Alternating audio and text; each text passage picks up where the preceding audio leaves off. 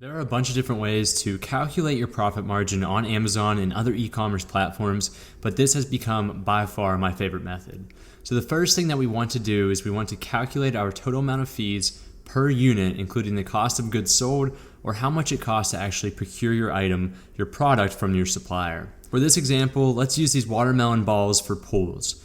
We know that each unit costs 80 cents to produce, and then shipping from the supplier to its final location for storage is $1.25 per unit. So our cost of goods sold, our COGS, is $2.05. Next, add up all of your platform fees for your e-commerce platform.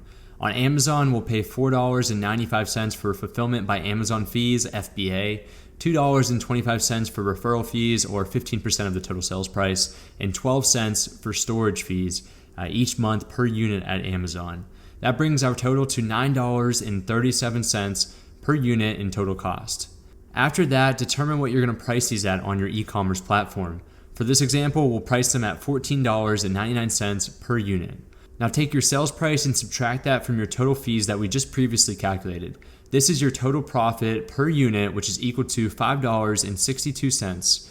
Next, divide your profit per unit by your revenue per unit and multiply that all by 100.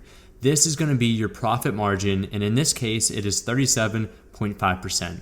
Now, what does this mean? This means that you keep 37.5% of your total revenue generated. As a rule of thumb, anything above 35% on Amazon is pretty good, and anything above 50% for your profit margin on any e-commerce platform is ideal, and that is optimal.